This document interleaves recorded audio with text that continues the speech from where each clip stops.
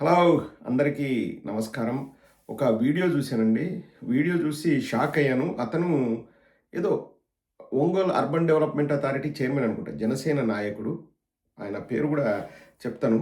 అతను ఎవరినో అమెరికాలో ఉండే అతన్ని బండబూతులు తిడుతున్నాడండి. అంటే నేను ఏమనుకున్నానంటే ఇంకా జనసేనలో ఇవి మామూలే. ఇంకా ఇట్లా బండబూతులు తిట్టడము, ఇట్లా మాట్లాడుకోవడము ఇదంతా ఇంగా మామూలే అనుకున్నా. ఆయన పేరు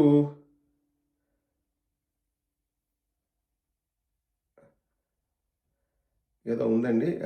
పేరు రాయలేదక్కడ. అతను భయంకరమైన బండబూతులు తిడుతున్నాడు. ఇదిగో ఈయనే అండి ఆయన. ఆహ్, ఇతను. ఒకసారి ఆ వీడియో చూడండి. చివరి వరకు చూడండి. చాలా గమ్మత్తైన విషయం ఉంది. నేను ఆ వీడియో చూసి అవాక్కవ్వడానికి, ఈ వీడియో చేయడానికి కారణం ఆ ట్విస్టే. చివరి వరకు చూడండి. Don't miss it. అందరికీ నమస్కారం. నమస్కారం. ఈ మధ్య ఒకడు ఎన్ఆర్ఐ ముసుగులో చిల్లర నా కొడుకు అంటే వాడి ఇంటి పేరు ఏదో చిల్లరో చిలికి చెట్టు అంటారు ప్రసాద్. వాడు నోటికి వచ్చినట్టు మాట్లాడటం, ఎక్కడో అమెరికాలోనో ఏడో కూర్చొని ఫేస్బుక్ లో సోషల్ మీడియాలో నా గురించి మాట్లాడటం, మా పార్టీ నాయకుల గురించి మాట్లాడటం. ఈ మధ్యకాలంలో ఎవడో వాడు వెనకాల ఒక నాయకుడు ఉన్నాడని నాకు తెలిసింది. ఆ నాయకుడి సంగతి, ఆడి సంగతి, ఇద్దరి సంగతి కూడా తెలుస్తాం.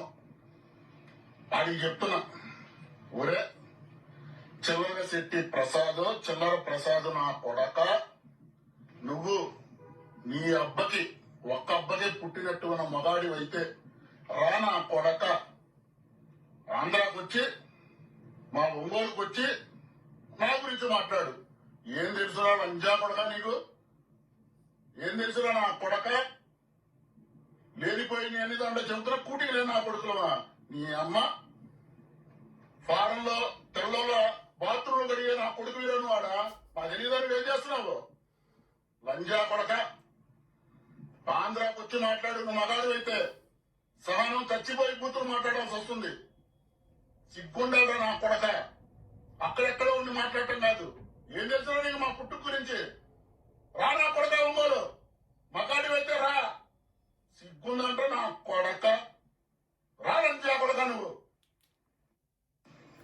అందరికీ నమస్కారం అని బాగానే మొదలుపెట్టాడు కానీ ఇంకా 3 సార్లు లకారాల్ని లంఘించుకున్నాడు. ఇంకా బూతులు ఆవేశం కట్టలు తెంచుకుంటుంది. ఈయన పేరు సారీ అండి, నాకు తెలియదు. కింద కామెంట్ సెక్షన్ అండి. ఒంగోలు అర్బన్ డెవలప్మెంట్ అథారిటీ అంట. ఈ వీడియోలోనే మొదటిసారి చూస్తున్నాను ఈ వ్యక్తిని. సరే, ఏదో ఫ్రస్ట్రేషన్ ఉన్నాడు. అవతల పార్టీ వాళ్ళు తిట్టినట్టున్నారు. ఎవరబ్బా ఏదో చినిగిపోయిన సెట్టే ఏదో అని అన్నాడు, చికిలి చికిలి అని. నేను వేరే వాళ్ళని అడిగి అనుకుంటే ఒక అమెరికాలో మామూలుగా ఏదో మాట్లాడే వ్యక్తి ఒక అతను ఉన్నాడంట. ఆయన పేరు చిగిలిశెట్టి ప్రసాద్ అని చెప్పేసి నేను కూడా విన్నాను. నేను ఆయన ఫేస్బుక్ పేజ్ చూసాను. అంతవరకు బాగానే ఉంది కానీ అవాక్కయ్యే విషయం ఏంటంటే ఈ సదరు వ్యక్తి ఈ Ongole urban development authority chairman and అక్కడ అమెరికాలో మాట్లాడే వ్యక్తి ఇద్దరు జనసేనకు సంబంధించిన వాళ్ళంట. అరే హో గొరియాలే హోయ్ అని ఫా ఫా ఫా అని బ్యాక్గ్రౌండ్ మ్యూజిక్ వస్తుంది కదా, ఆ టైప్లో నేను షాక్ అయ్యా. ఏంది ఈయన రారా నా కొడక లకారాలతో తిడుతూ అని తిట్టిన వ్యక్తి, అక్కడ అమెరికాలో కూర్చుని మాట్లాడుతున్న వ్యక్తి ఇద్దరు జనసేనకు సంబంధించిన వాళ్ళంట. ఇంకొక హైలైట్ కామెడీ ఏంటంటే అతనికి ప్రసాద్ అనే వ్యక్తికి ఏపీఎన్ఆర్టీ రీజనల్ కోఆర్డినేటర్గా అవకాశం ఇచ్చారంట. నేను కూడా ఇంతకుముందు ఏపీఎన్ఆర్టీ రీజనల్ కోఆర్డినేటర్గా పనిచేశాను. సో అంటే పనిచేసాము అంటే మళ్ళీ తెలుగుదేశం వాళ్ళు జనసేన వాళ్ళు అనుకుంటారేమో డబ్బులకు పనిచేసి, అది వాలంటరీ జాబ్. రాగి నయా పైసా కూడా అంటే మా హయాంలో ఎవరికి జీతాలు లేవు, ఎవరికి రాగి నయా పైసా లేదు. It's charity work. సో అతనికి కూడా ఇచ్చారు అని చెప్పేసి చూశాను. సంతోషం, మంచి చేయాలని కోరుకుందాం. కానీ అంతలోనే తెలుగుదేశం వాళ్ళు మోకాళ్ళడ్డి అతని పదవిని పీకేశారు అని కూడా విన్నాం. అసలు ఏం జరుగుతుంది జనసేనలో? పవన్ కళ్యాణ్ గారు ఏమైనా చర్యలు తీసుకుంటారా? ఏం చర్యలు తీసుకుంటాడు? ఇది చూసిన తర్వాతనే నేను ట్విట్టర్లో కూడా పోస్ట్ పెట్టా. 6 నెలలైంది అరవ శ్రీధర్ కేసు. జనవరి 20వ తేదో 21వ తేదో అది బ్లాస్ట్ అయింది. కమిటీ వేసినామన్నారు. 3 సభ్యుల కమిటీనో ఏదో వేసినారు. 6 నెలలు పూర్తయింది. కమిటీ ఏమి తేల్చింది? ఏమి రిపోర్ట్ ఇచ్చింది? ఆ రిపోర్టు ప్రకారం యాక్షన్ ఎప్పుడు తీసుకుంటారు?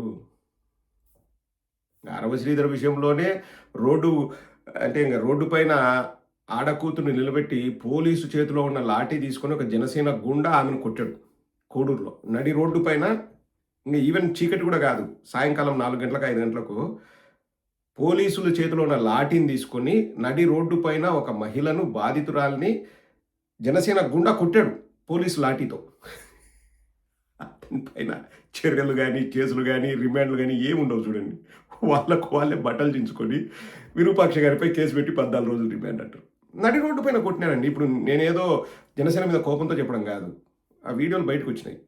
ఆమెను నడి రోడ్డు పైన కూర్చోబెట్టి పోలీసు లాఠీ ఉంటుంది కదండి, ఆ లాఠీ తీసుకొని వేరే కర్రలు కూడా కాదు, పోలీసు లాఠీ తీసుకొని ఆమెను కొడితే పోలీసు వాళ్ళందరూ చూస్తున్నారు. అతని పైన కేసులు రిమాండ్లు ఏముండవు. అర సెకండులో ప్రయాగ్రాజ్ పోయి ఎక్కడో ఉత్తరప్రదేశ్లో పోలీసు వాళ్ళకు ఫ్లైట్ ఖర్చులు అవన్నీ మన డబ్బు, ట్యాక్స్ పేయర్స్ మనీ. అక్కడ ఒక స్టాండప్ కమెడియన్ ఉన్నాడని చెప్పేసి అతన్ని అక్కడి నుంచి పట్టుకొని వచ్చి అరెస్ట్ చేశారు. ఏదో పవన్ కళ్యాణ్ని ఏదో కామెడీ చేశాడని. వెంటనే బెయిల్ వచ్చింది. ఛార్జీలు బొక్క, పోను రాను ఫ్లైట్ టికెట్స్కి డబ్బులు బొక్క. ఎవరిది? ట్యాక్స్ పేయర్ది. పవన్ కళ్యాణ్ సినిమాలో సంపాదించిన డబ్బు కాదు, ట్యాక్స్ పేయర్స్ డబ్బు. ఇంత దారుణాలు జరుగుతున్నాయి జనసేనలో. ఇంకా సరే బయట వాళ్ళు జనసేన వాళ్ళు తిట్టుకోవడం కొట్టుకోవడం వేరే. ఇప్పుడు నేను చెప్పేటన్నీ కూడా ఇప్పుడు అరవ శ్రీధర్ ఎవరు? వాళ్ళ జనసేన వ్యక్తే. అరవ శ్రీధర్ బాధితురాలు ఎవరు? ఇన్ని రోజులు జనసేనకు సపోర్ట్ చేసిన వ్యక్తే. ఇప్పుడు ఈ ఔడా చైర్మన్ ఎవరు? జనసేన వ్యక్తే. ఆడ అమెరికాలో ఉండి మాట్లాడేది ఎవరు? జనసేన వ్యక్తే. ఆ మహిళను అరవ శ్రీధరు ప్రియురాల్ని కొట్టింది ఎవరు? జనసేన లీడరే. ఇన్ని జరుగుతుంటే ఒకరి మీద కేసులు ఉండవు, ఒకరి మీద ఏముండవు. పవన్ కళ్యాణ్ సార్ వాడు ఏం చేస్తున్నాడో ఏమో, ఆ భగవంతునికి ఎరిక.